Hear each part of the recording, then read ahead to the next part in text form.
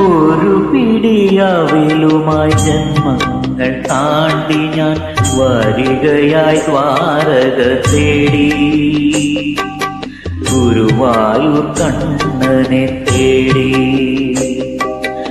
ഒരു പിടിയവിലുമായി ജന്മങ്ങൾ താണ്ടി ഞാൻ വരികയായി ദ്വാരക തേടി,